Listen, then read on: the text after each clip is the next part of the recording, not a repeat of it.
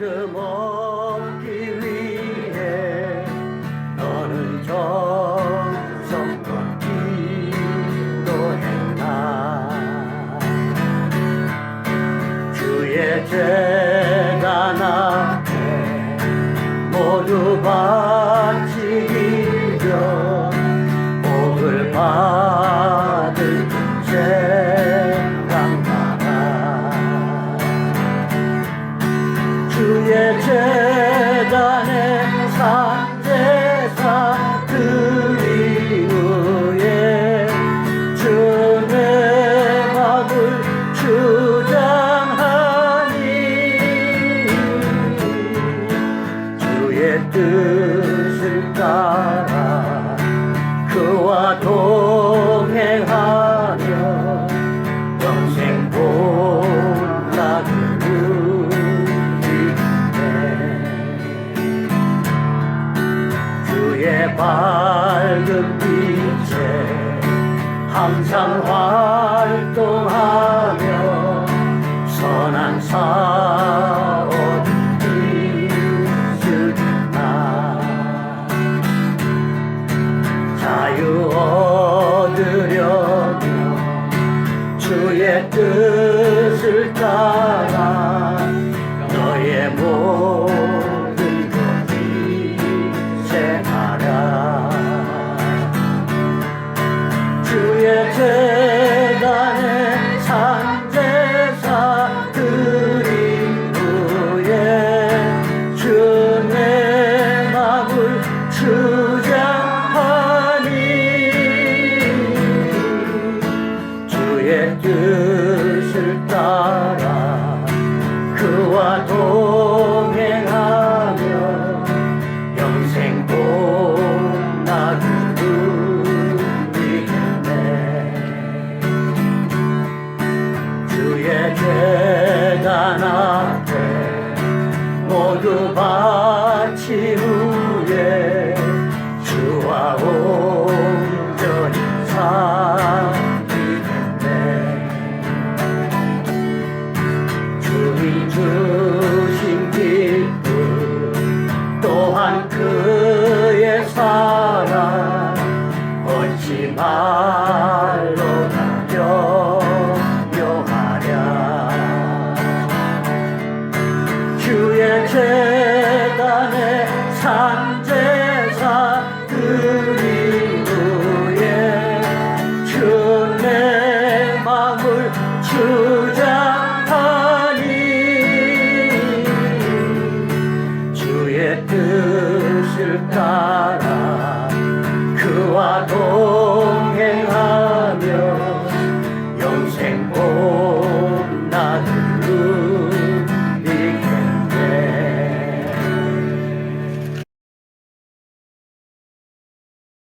오늘은 저희가 하박국서를 보도록 하겠습니다. 이제 하박국서인데 하박국서의 특징 중에 하나는 뭐냐면 하박국에 대해서 정보를 아는 게 없습니다.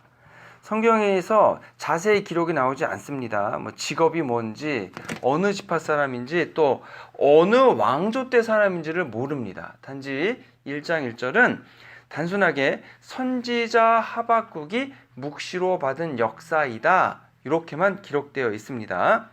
지난번에 요나서만 해도 아미떼의 아들 요나, 이렇게 얘기했습니다. 그리고 예수님도 요나의 그 선지자의 기적의 예를 인용하셨기 때문에 요나는 분명하게 이제 우리가 인정할 수 있는데 이 하박국은 그런 내용이 없습니다.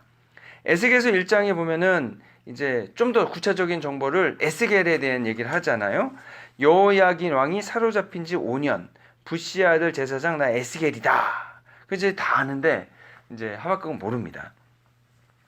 근데 외경이 있는데요. 우리가 외경을 읽진 않는데 이제 그 가톨릭에서 쓰는 성경에 보면은 외경이 붙어 있습니다. 그 외경 중에서 이제 그 외경에 보면은 바룩서, 뭐 마카베오서 그런 게 있는데 사실 외경에 우리에게 없는 것들이 좀 있긴 한데 예를 들어서 여러분 에스더서 있지 않습니까? 에스더서 10장 4절부터 16절까지 내용이 이제 외경에는 추가되어 돼 있고요. 다니엘서도 여러분 저희는 3장 23절까지 있는데 3장 24절부터 90절까지가 더 있고 그 다음에 다니엘서 13장 14장이 캐톨릭이 쓰는 그 외경이 붙어있는 공동번역 성경에 들어있다고 합니다. 근데 이제 외경 중에 여러분 그 벨과 용 이런 책이 있다고 합니다. 내용이 좀 그렇죠? 벨과 용이면 용은 용인 것 같고 근데 이제 벨과 용이라는 책이 있는데 거기 보면 하박국 선지자에 대한 소개가 있습니다. 하박국 선지자는 레위 지파 사람이다. 그리고 여호수아의 아들이고 유다에 살았던 사람이다. 근데 이제 재밌는 내용이 뭐냐면 다니엘이 사자굴에 갇혀 있었지 않았습니까? 그랬을 때 이 하나님의 천사가 하박국을 바빌론으로 데려가서 다니엘에게 죽을 갖다 주겠다. 이런 기록이 나온다 그럽니다. 그러니까 이게 뭐 우리가 확인할 수는 없지만 이제 외경에 이제 하박국에 대해 나오는 유일한 이제 정보라고 하는 겁니다. 그래서 뭐 그런가 보다 우리가 그런 내용이 있나 보다 정도로만 보면 될 것 같습니다. 근데 이제 그래서 하박국 시대를 예측하기가 어려운데 하박국 시대를 예측하는 것은 본문의 내용을 가지고 예측을 이제 하는 겁니다. 본문의 내용을 보니까 하나님께서 바벨론을 사용해서 악인들을 심판할 것이라고 이야기하십니다. 그러면 아직 바빌론이 유다를 심판하기 전임을 알 수 있습니다. 그러면 북이스라엘이 아직 있을 때에 이 묵시를 받은 건지 북이스라엘이 망한 다음에 묵시를 받은 건지 그거는 알 수 없지만 아직 남유다가 망하기 전이다라는 것을 알 수 있습니다.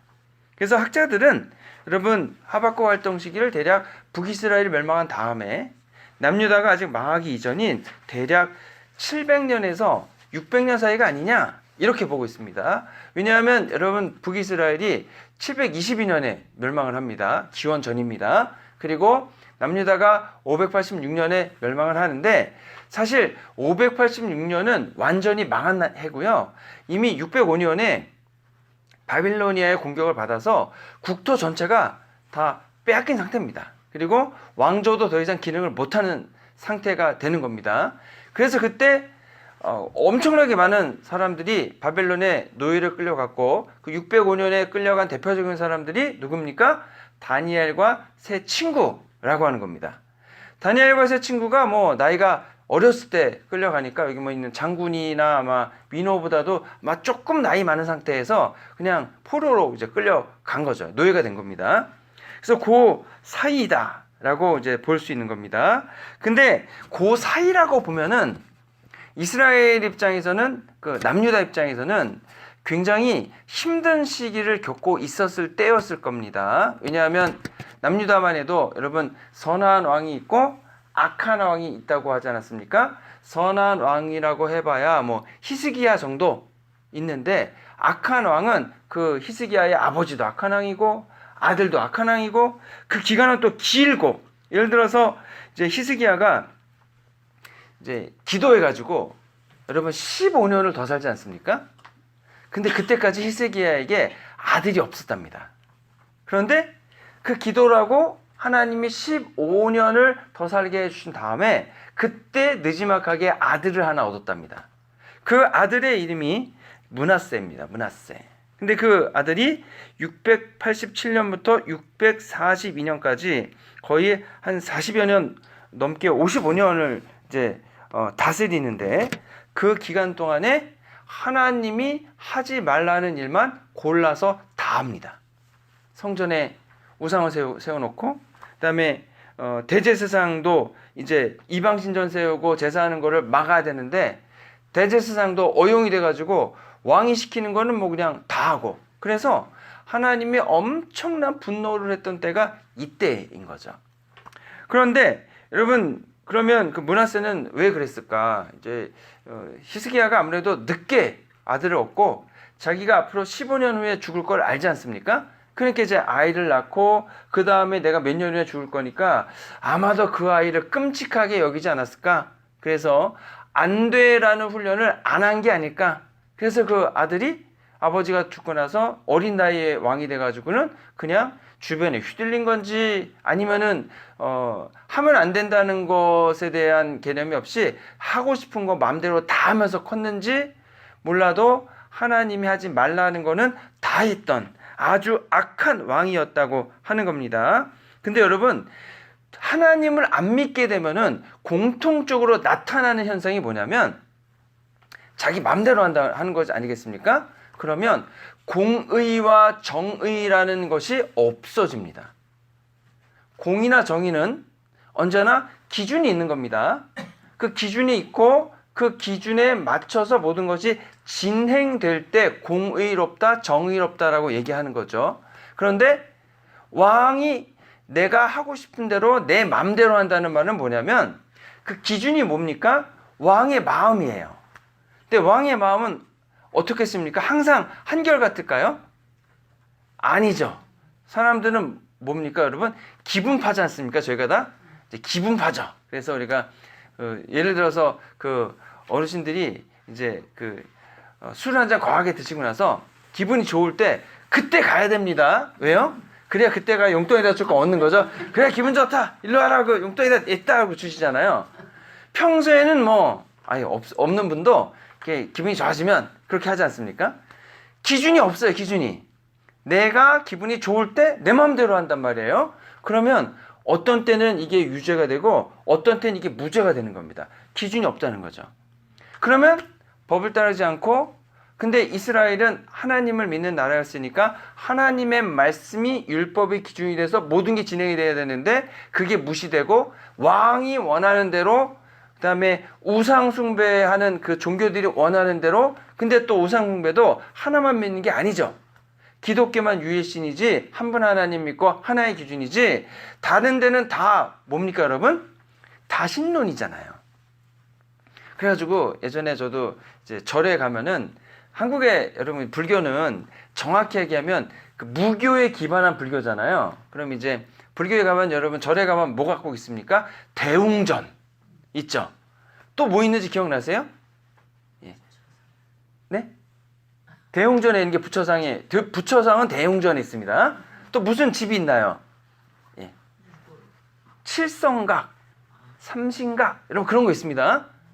예. 그런 거 있었는데, 예. 예. 그런 게 있어요. 예. 그러면 이제 그게 뭐냐면 다 이제 무교에 연관된 겁니다. 그러면 어떻게 되는지 아십니까? 부처님의 가르침은 부처님의 가르침대로 따라야 되고, 그런 데서 가르침은 또 그런 데 가르침대로 따르는 겁니다. 그래서 종교가 융합이 되는 거죠. 그래서 여러 종교를 함께 믿는 겁니다. 이게 혼합 종교입니다. 혼합 종교. 그러면 기준이 어떻게 됩니까? 부처님 가르치는 기준이 있고 나머지 그것들이 부처님 가르침을 따르느냐? 그렇지 않습니다. 예. 부처님 가르침 있고 그 가르침 있고 이게 섞이는 건데 이게 충돌할 때가 있어요. 그러면 여러분 같으면은 어떤 그 신을 따르겠습니까? 예, 센 신을 따릅니다. 센 신. 예. 예를 들어서 아이를 못 낳잖아요. 그러면 누가 아이를 점지해 줘야 돼요? 삼신 할머니가 점지해 줘야 되잖아요. 부처님은 그런 능력이 없으신 것 같아. 그러면 삼신 할머니한테 가서 치성을 드려야 돼요. 그리고 절에 가면 우리 저 학교 다니던 데 앞에 가면은 이제 뭐가 있냐면 치마 바위라는 게 있어요. 치마 바위. 거기도 절이거든요. 근데 바위가 치마 바위처럼 이렇게 돼 있어요. 저도 가봤는데 너무 멋있더라고요. 근데 끝이 반질반질해요. 왜 반질반질한지 아세요? 예, 그거를 이렇게 만지면은 아이를 얻는데요. 그래서 그걸 이렇게 만지는 거예요. 그럼 부처님의 가르침이 통용이 됩니까? 안 됩니까? 안 되는 거예요. 그 치마 바위의 효험이 더 기준이 되는 거죠. 이렇게 되면 여러분 법이란 걸 따지기가 어렵게 됩니다. 이때는 이걸 따라야 되고 저때는 저걸 따라야 되고, 그러면 기준이 없어지는 거죠.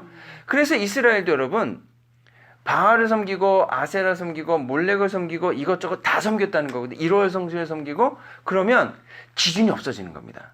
그렇게 되면 법이라는 게 개념이 없어지게 되고요. 그래서 여러분 부정부패, 그걸 막을 수가 없습니다. 기준이 없어지니까. 이때는 내가 하고 싶은데 이렇게 하면 법이고, 저 때는 내가 하고 싶은데 이렇게 하면 법이고, 이렇게 된다는 거죠.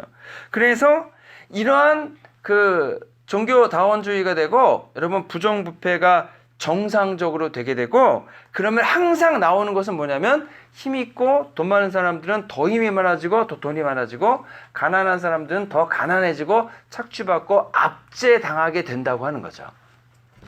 그러면 항상 이제 어떤 식이 나오냐면, 그러면 힘이 들고 어려운 사람들이 부르짖게 되는 거죠. 부르짖게. 그 부르짖음을 오늘 하박국이 하나님께 질문하는 겁니다. 그래서 여러분, 다른 선지서는요, 하나님의 선지자를 부르십니다. 요나서만 해도, 여러분, 요나서의 시작이 뭘로 시작되죠? 하나님이 아미떼의 아들 요나를 부르셔서 니느웨로 가라 라고 하는 거지 않았습니까? 근데 요나서의 특징은 뭐라고 했습니까? 대놓고 반대하고 반항하고 딴 데로 갔던 성경의 유일한 케이스, 하나님께 반항했던 유일한 케이스. 근데 오늘 하박국서는 뭐라고 하냐면 그런 게 없습니다. 하나님께 질문으로 시작을 하죠. 에스겔만 해도 하나님이 갈대아 땅 그르바 강가에 있을 때에 여호와의 말씀이 에스겔에게 임합니다. 이사야만 해도 하나님 말씀하시면서 누가 나를 위하여 우리를 위하여 갈고 라고 할 때에 이제 이사야가 내가 여기 있으니 나를 보내주십시오 이렇게 나오거든요. 그래서 선지자는 언제나 하나님의 말씀을 전하는 사람이죠. 전하는 사람. 근데 하박국은 그냥 선지자 하박국이 묵시로 받은 경고 이렇게 얘기하고, 하박국이 하나님께 질문하는 것으로 하박국서가 시작이 된다는 겁니다. 하나님 말씀하신 게 아니에요. 사실 이런 케이스가 또 하나 있긴 한데 욥의 케이스입니다. 욥이 하나님께 말씀하시기 전에 욥이 뭐합니까? 하나님께 계속해서 질문하죠. 어떻게 세상이 이렇게 힘들고 어렵습니까? 이 고난이 어디서 오는 겁니까? 하나님이 계신데 이런 어려움이 있는 게 어떻게 이해할 수 있습니까? 이걸 다른 말로 하면 하나님 안 계신 거 아닙니까?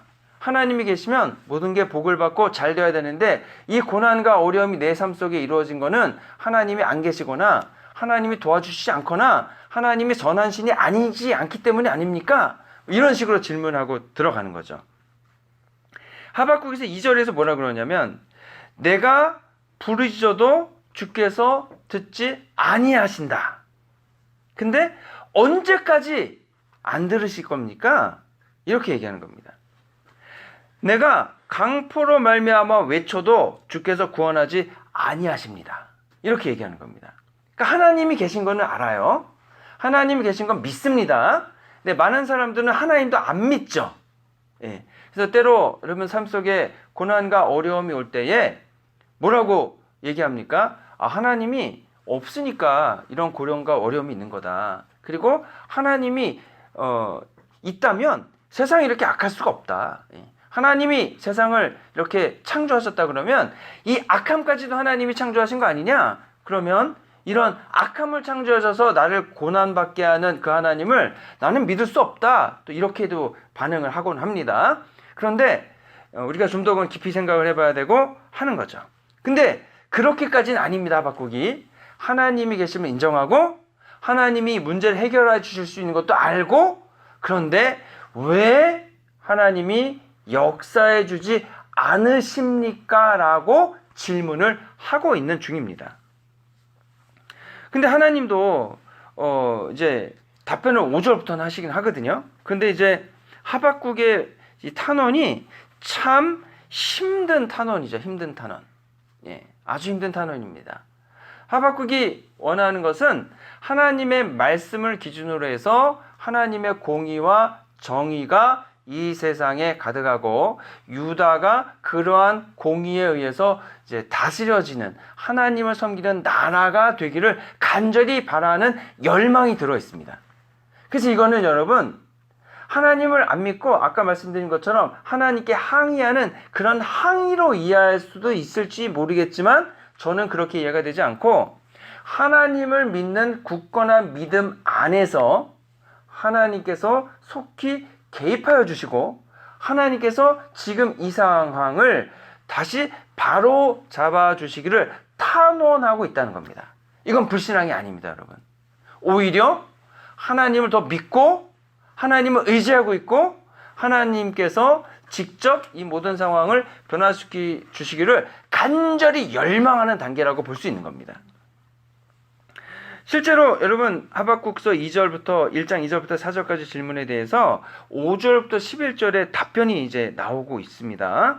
그래서 하나님이 사실 답변을 안 하지 않으시고요. 우리의 탄원을 듣지 않으시는 게 아닙니다. 다 들으시고 하나님께서 우리에게 이제 말씀을 하시는 거죠. 그래서 우리가 적극적으로 하나님을 찾고 적극적으로 하나님을 기대하고 바라는 것이 매우 필요하다라고 하는 겁니다. 그래서 여러분 이제 하박국의 상황도 이해를 우리가 할 수 있는 것 중 하나가 뭐냐면 여러분 하박국이 얼마나 원통하면 이렇게 얘기를 하겠습니까? 하나님의 말씀이 온전히 이루어져야 되는데 얼마나 기다리다가 이렇게 얘기하겠습니까? 사실 여러분들 다 경험을 다 해보셨겠지만 여러분 힘들고 어려운 일을 겪으셨을 때 처음에 어떠시던가요? 처음에는 분명히 너무 큰일 당하시면은요 처음에는 이게 무슨 일인가? 실감이 와닿지 않죠. 그러다가 너무 힘들게 됩니다. 그 상황이 이제 실감이 되면서 그 상황이 내가 감당할 수 없기 때문에 너무 힘들고 그 다음에 내가 억울한 일 당했을 때는 원통하고 화가 나고 분통이 터지죠. 그때는 막 항의하고 막 부르짖고 막 싸우자고 들고 막 해결하기 위해서 동분서주합니다. 그런데 여러분 시간이 더 지나고 이게 해결될 수 없구나 라는 것을 인식하고 그것을 내가 받아들이기 전까지는 뭔가를 해보지만 나도 모르게 인정이 되면은요 그냥 무력해집니다. 아무것도 정말 손가락 하나 까딱하지 못하는 상황에서 다 그냥 자포자기하게 될 수도 있다는 거죠. 근데 아마 하박국이 이런 상태가 아니었을까. 너무나 이것저것 다 해보려고 해도 안 되니까 정말로 할 수 있는 게 아무것도 없는 상황에서 하나님께 부르시셨는데도 아무런 변화가 없는 상태가 아니었을까. 그때 하나님께서 말씀해 주시는 거죠. 답변해 주시는 겁니다. 3절과 4절에 보면은 죄악이 있고 폐역이 있고 겁탈과 강포가 있고 변론과 분쟁이 있습니다. 근데 율법은 해이해졌고 여기서 정의는 하나님의 말씀대로 이루어지는 공의를 얘기하는 건데 그게 시행되지 않고 있습니다. 의인이 악인을 싸워 승리해야 되는데 악인이 의인을 애워쌌다는 얘기는 뭐냐면 여러분 의인의 숫자는 얼마 안 되고 악인의 숫자가 다수라는 얘기죠. 그래서 정의를 행하지 못하도록 막았다는 겁니다. 그 말은 악인들도 정의가 뭔지는 알고 있어요. 알아요. 그런데 행할 수가 없는 거죠. 그래서 여러분 항상 이럴 때는 힘없고 죄 없는 사람들이 여러분 희생을 당하게 돼 있습니다.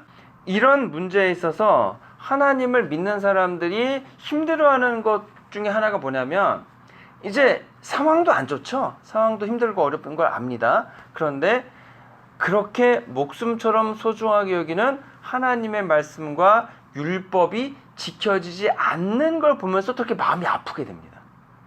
하나님의 공의와 정의가 이루어지고 하나님의 뜻이 이 땅에 이루어져야 되는데 세상은 그렇지 못하고 악이 범람하고 하나님 믿는 사람들이 고난을 당하는 걸 보면서 너무 힘들어하게 되는 거죠. 그러면서 하나님께 탄원하게 되는 겁니다. 주님의 공의를 이끌어 주십시오. 그래서 에스겔서 18장에 보면은 여러분 여러 가지 이제 불의한 것들이 나오는데 이스라엘 족속의 우상에게 눈을 들지 아니하고 산 위에서 제물을 먹지 아니하고 이웃의 아내를 더럽히지 아니하고 월경 중에 있는 여인을 가까이 하지 아니하고 사람을 학대하지 아니하고 빚진 자의 저당물을 돌려주며 강탈하지 아니하며 줄인 자에게 음식물을 주며 벗은 자에게 옷을 입히며 별일을 위하여 구워주지 아니하며 이자를 받지 아니하며 이래야 되는데 안 하고 있다는 겁니다. 안 하고 있다.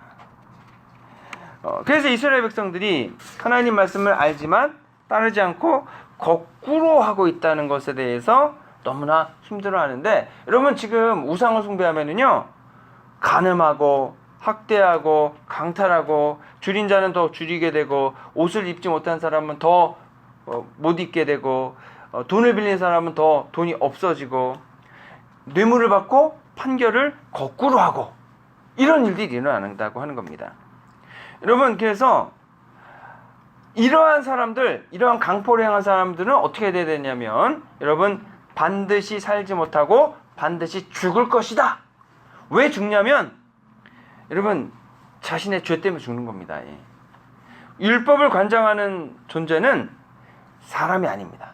율법은 하나님이 주신 것이고 율법을 관장하는 분은 하나님이십니다. 그래서 여러분, 율법을 이렇게 지켜야 되도록 강제하는 재판장이나 왕이나 그런 분들은 하나님의 대리자 역할을 하는 겁니다. 근데 그 하나님의 대리자가 하나님의 대리자 역할을 안 할 때는 어떻게 하겠습니까, 여러분?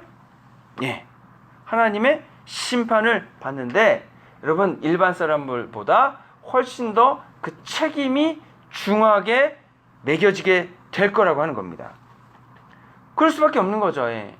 여러분, 그 재판장이 옛날에 여러분 제사장이 대부분 재판을 하잖아요. 그럼 이제 하나님의 제사장이 재판하는데 하나님의 법이 있는데 그 하나님의 법을 따르지 않고 돈을 주는 사람의 말을 듣고서 그것을 마음대로 판결했어요.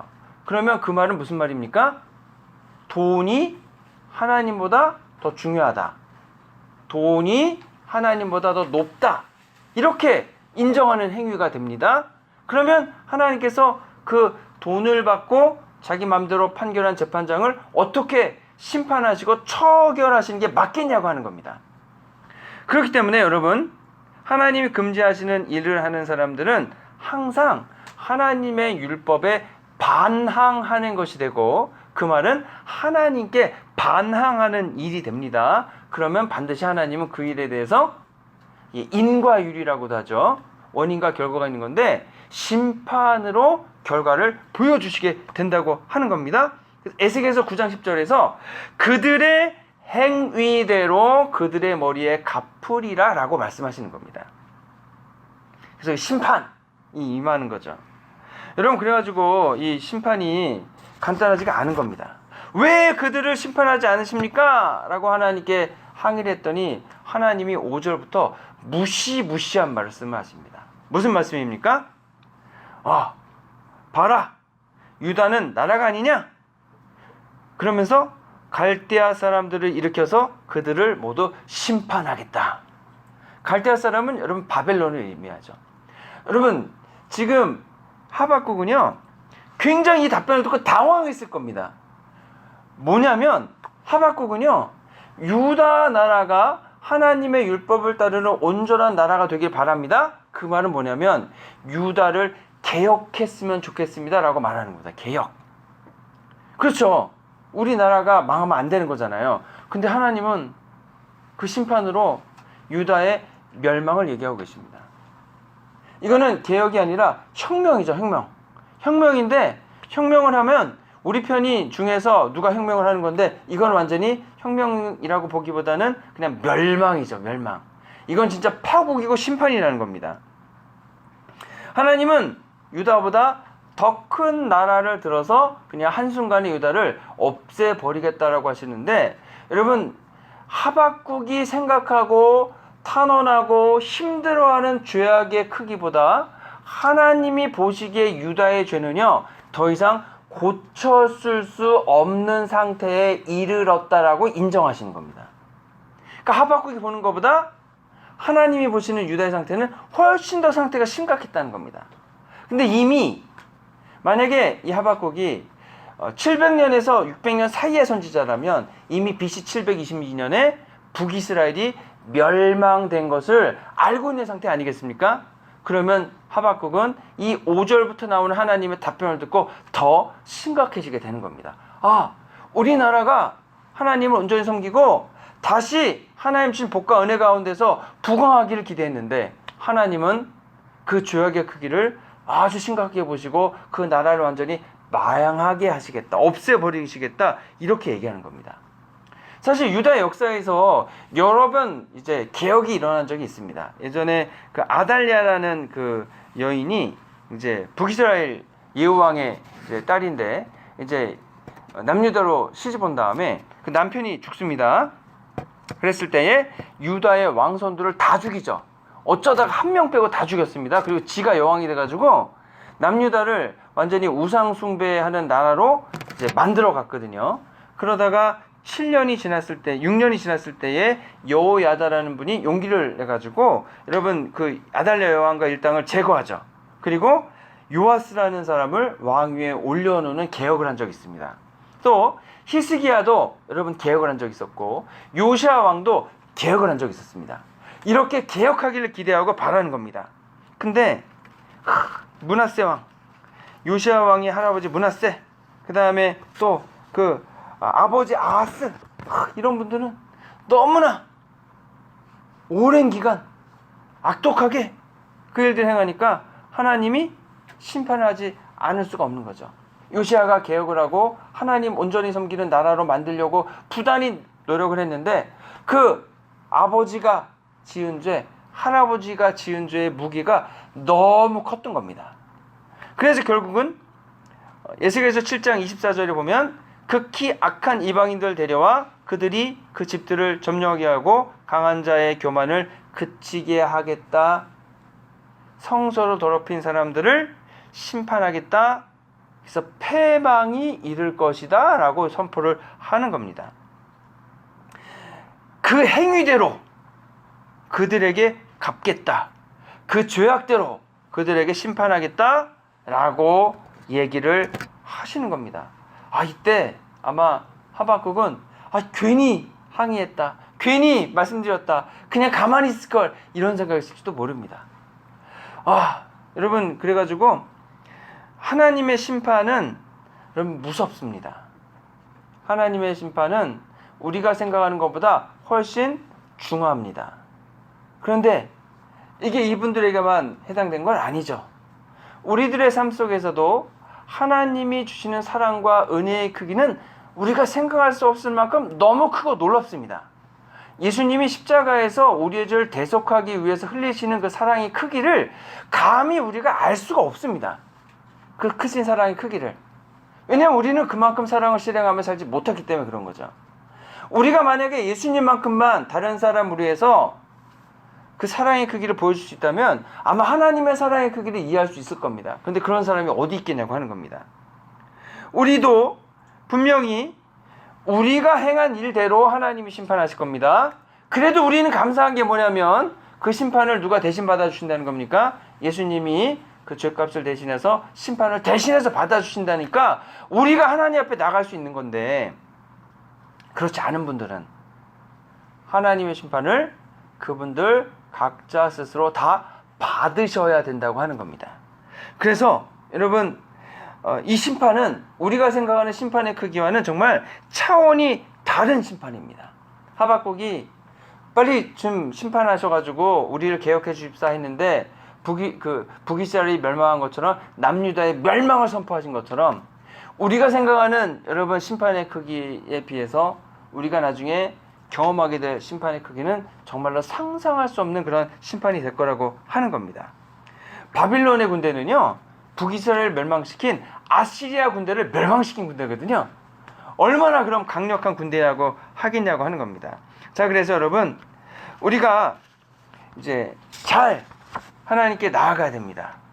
우리가 하나님께 기도할 때도 잘 기도해야 됩니다.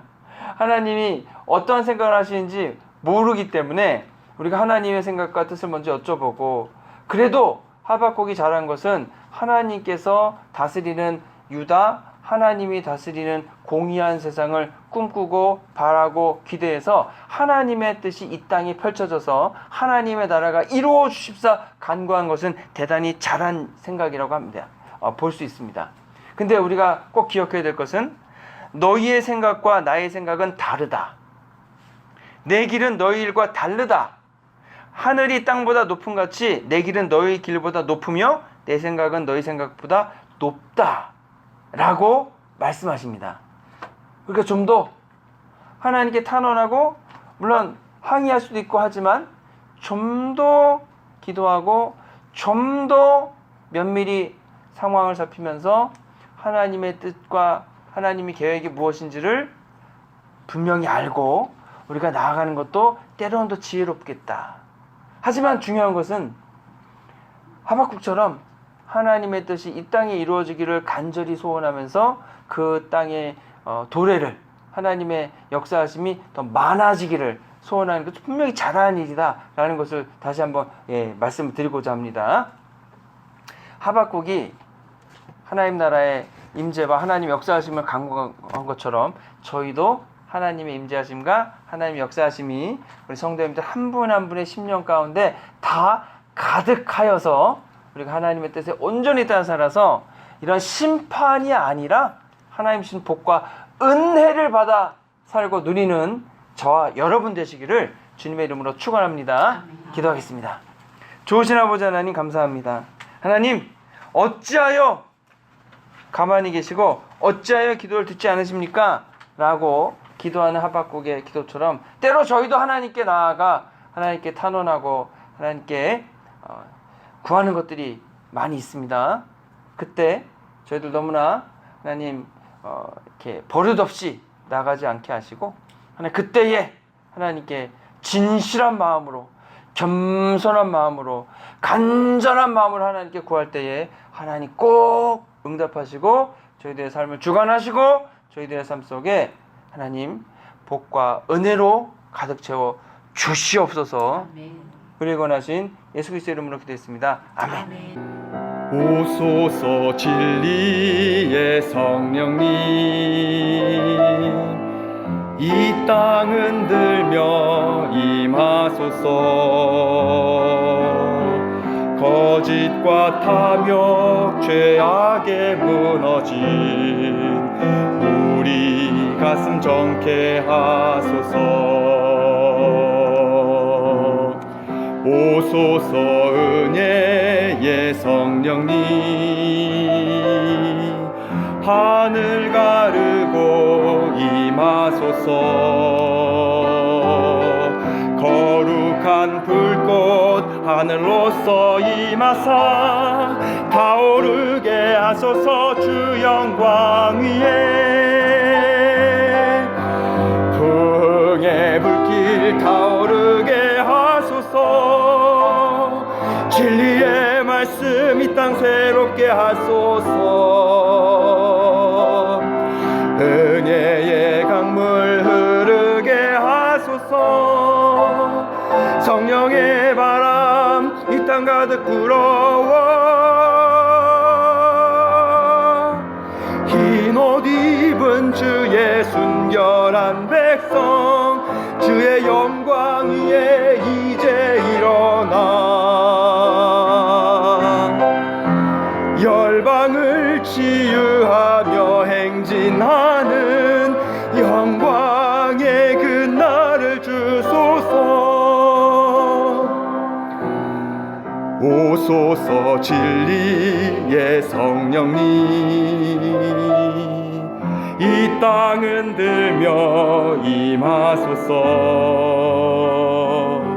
거짓과 탐욕 죄악에 무너진 우리 가슴 정케 하소서 오소서 은혜의 성령님 하늘 가르고 임하소서 거룩한 불꽃 하늘로서 임하사 타오르게 하소서 주 영광 위에 풍의 불길 타오르게 하소서 진리의 말씀 이 땅 새롭게 하소서 은혜의 강물 흐르게 하소서 성령의 바람 이 땅 가득 불어와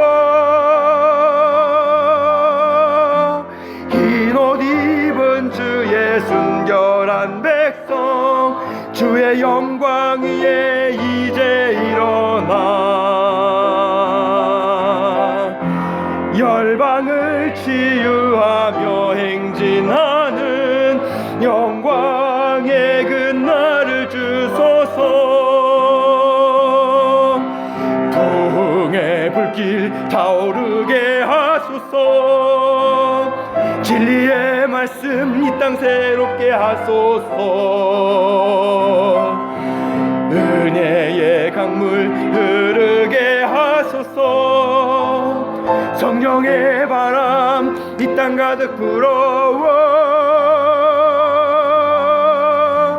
흰 옷 입은 주의 순결한 백성 주의 영광 위에 이제 일어나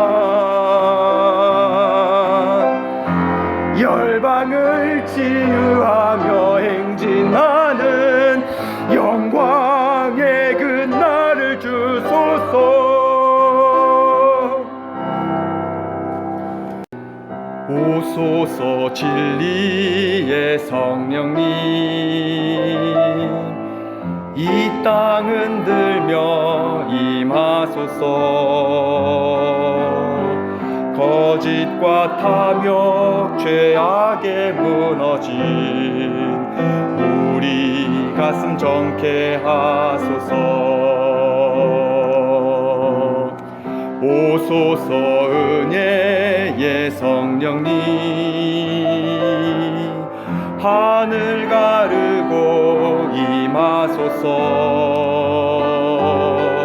거룩한 불꽃 하늘로서 임하사 타오르게 하소서. 주 영광 위에 부흥의 불길 타오르게 하소서. 진리의 말씀 이 땅 새롭게 하소서. 은혜의 강물 흐르게 하소서. 성령의 바람 이 땅 가득 불어와 흰 옷 입은 주의 순결한 백성 주의 영광 위에 이제 일어나 열방을 치유하며 행진하는 영광의 그 날을 주소서. 오소서 진리의 성령님 이 땅 흔들며 임하소서. 거짓과 탐욕 죄악에 무너진 우리 가슴 정케 하소서. 오소서 은혜의 성령님 하늘 가르고 임하소서. 거룩한 불꽃 하늘로서 임하사 타오르게 하소서. 주 영광 위에 부흥의 불길 타오르게 하소서. 진리의 말씀 이 땅 새롭게 하소서.